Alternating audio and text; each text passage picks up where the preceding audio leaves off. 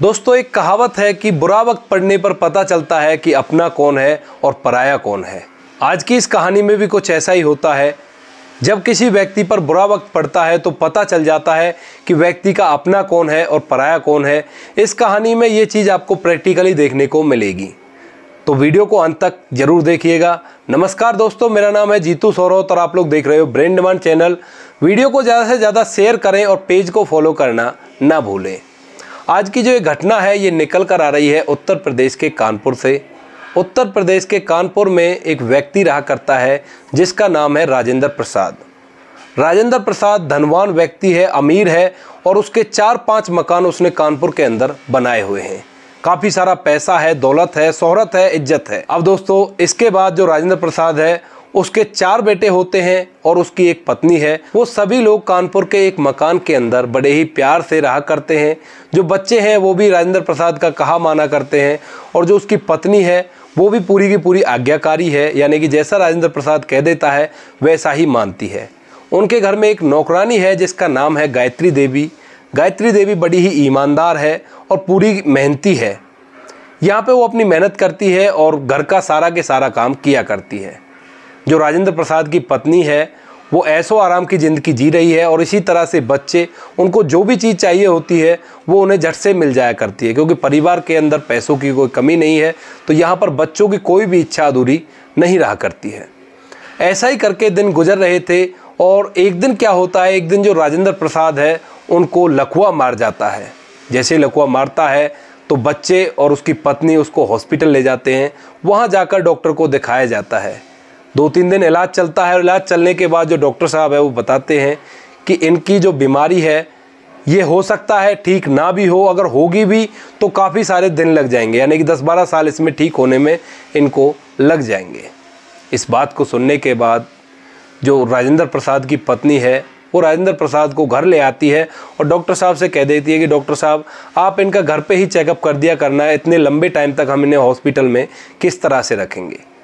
तो यहाँ पर राजेंद्र प्रसाद घर आ जाता है और घर आने के बाद लगभग 1 महीने तक राजेंद्र प्रसाद की पत्नी और उसके बच्चे उसकी थोड़ी बहुत सेवा करते हैं। लेकिन जैसे ही टाइम बीतता रहता है तो वो लोग उससे दूर होना स्टार्ट कर देते हैं।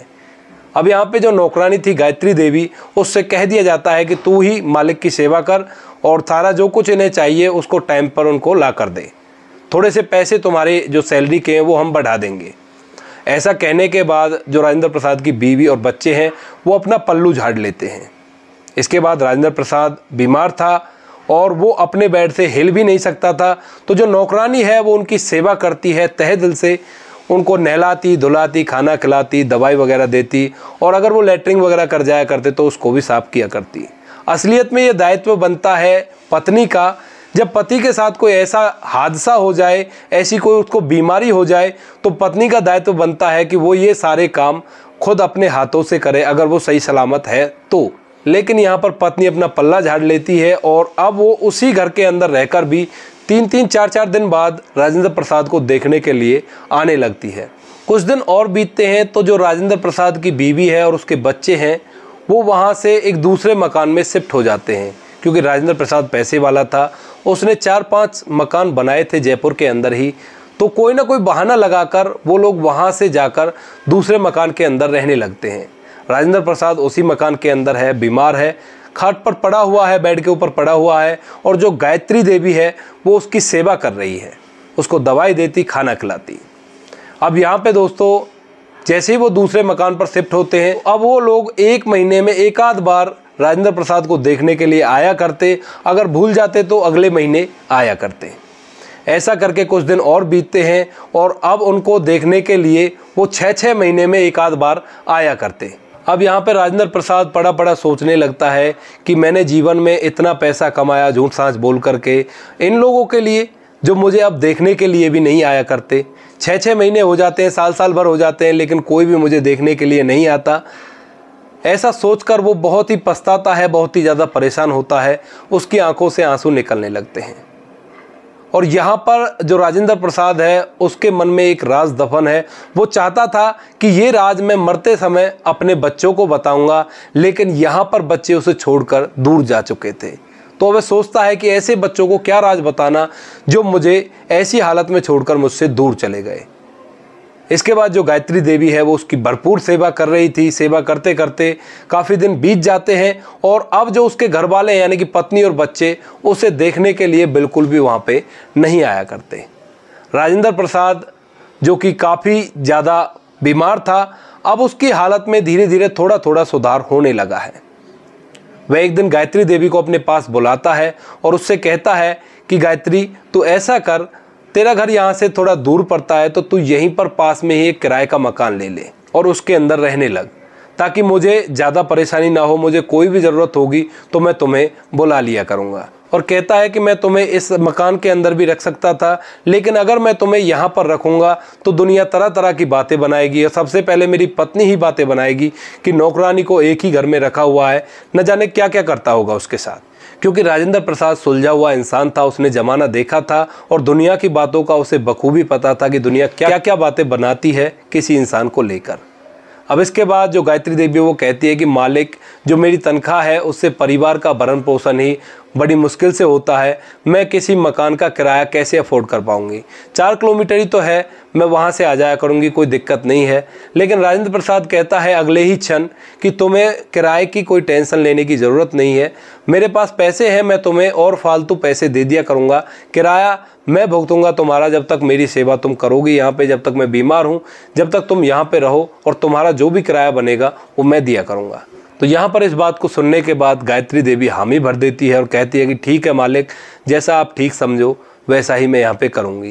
गायत्री देवी एक बहुत ही ईमानदार औरत थी, मेहनती औरत थी, तो यहाँ पर उसके मन में कैसा भी कोई लालच नहीं जगता है, तो वो आसानी से उस घर में रहने लगती है और यहाँ पे अपने मालिक की अच्छी तरह से सेवा कर रही है। अब मालिक की जैसे सेवा होती है तो धीरे धीरे मालिक बैठने लगता है, यानी कि बेड पर बैठ जाया करता है अपने आप, अपने सहारे से। तो वो यानी कि यहाँ पर धीरे धीरे रिकवर हो रहा था, ठीक हो रहा था। अब उसके बाद गायत्री देवी और सेवा करती है तो लगभग 6 महीने बाद वो छड़ी को लेकर धीरे धीरे चलने भी लगता है। अब ऐसा ही करते कुछ दिन और बीतते हैं और कुछ दिन बाद जो राजेंद्र प्रसाद है वो पूरी तरह से ठीक हो जाता है, हष्ट पुष्ट और तंदुरुस्त हो जाता है। अब वो बिना छड़ी के सहारे के भी चलने लगता है। अब यहाँ पे जो राजेंद्र प्रसाद है वो एक दिन गायत्री देवी को बुलाता है और अपने पास बिठाता है और उससे कहता है कि गायत्री, मेरे अंदर एक राज दफन है और मैं उसे तुम्हें बताना चाहता हूँ। यहाँ पर जो गायत्री देवी है वो कहती है ठीक है मालिक, बताइए क्या बात है। तो जो राजेंद्र प्रसाद है वो कहता है अगले ही क्षण कि गायत्री, आज से कुछ साल पहले मैंने एक बैंक अकाउंट में अपने 20 लाख रुपए जमा किए थे और अब वो काफ़ी ज़्यादा हो गए होंगे, तो मैं उन रुपयों को तुम्हें देना चाहता हूँ जो तुमने मेरी सेवा की है इसके बदले। तो यहाँ पे गायत्री देवी हंसकर ये कहती है कि मालिक, हम गरीब ज़रूर हैं, हमारा इस तरह से मजाक मत उड़ाओ। तो यहाँ पर जो राजेंद्र प्रसाद कहता है कि मैं मजाक नहीं उड़ा रहा हूँ, मैं असलियत में तुम्हें वो पैसे देना चाहता हूँ जो तुम्हारे ईमानदारी के बनते हैं, क्योंकि तुमने मेरी उस टाइम पर सेवा की है जब मेरा पूरा के पूरा परिवार मुझे छोड़कर चला गया। इनके लिए मैंने बहुत कुछ कमाया है, कई मकान है, काफ़ी ज़मीन है, काफ़ी सारा पैसा इनको पता है, लेकिन ये जो 20 लाख रुपए हैं ये मेरी पर्सनल मनी है, इसका किसी को भी नहीं पता, ये केवल मुझे पता है और मैं इन्हें तुम्हें देना चाहता हूँ। तो गायत्री देवी कहती है मालिक, जैसा आप ठीक समझो, और ऐसा कहकर वो वहाँ से चली जाती है। अब दोस्तों, अगले दिन सुबह सुबह जो राजेंद्र प्रसाद है वो तैयार होता है, गायत्री देवी को बुलाता है और गाड़ी निकालकर सीधा बैंक की तरफ चला जाता है। गायत्री देवी से कहता है कि कुछ ज़रूरी डॉक्यूमेंट है, उनको अपने साथ में ले लो। तो गायत्री देवी को जो डॉक्यूमेंट बताए जाते हैं उनको वो अपने साथ में ले लेती है और राजेंद्र प्रसाद के साथ बैठकर बैंक पे पहुंच जाती है। बैंक के सामने राजेंद्र प्रसाद गाड़ी को रोकता है, वहाँ से गायत्री देवी और राजेंद्र प्रसाद उतरते हैं और बैंक के अंदर जाते हैं। वहाँ पर जाने के बाद बैंक मैनेजर के कैबिन में राजेंद्र प्रसाद जाता है और मैनेजर साहब से कहता है कि इनका एक अकाउंट खोलो और मेरे अकाउंट के अंदर जो भी पैसे हैं अब तक जितने भी बने हैं उन सभी को इनके अकाउंट में ट्रांसफ़र कर दो। तो यहाँ पर गायत्री देवी का अकाउंट खुलवाया जाता है और जो भी पैसे थे वो पैसे की कीमत इस टाइम पर 60 लाख रुपए हो चुकी थी। तो 60 लाख रुपए की रकम गायत्री देवी के अकाउंट में ट्रांसफ़र कर दी जाती है। 60 लाख रुपए गायत्री देवी के अकाउंट में ट्रांसफ़र करवाने के बाद राजेंद्र प्रसाद वहाँ से अपने घर आता है और गायत्री देवी से कहता है कि आज के बाद ये पैसे तुम्हारे हैं, इसके बारे में केवल मुझे पता है और तुम्हें पता है और किसी को पता नहीं है। बच्चों के लिए मैंने पहले ही काफ़ी सारी संपत्ति कमा रखी है तो उनके लिए वो काफ़ी है, ये तुम्हारी मेहनत के हैं, अपना आराम से इन्हें जहाँ तुम्हारा मन करे वहाँ पर खर्च करो।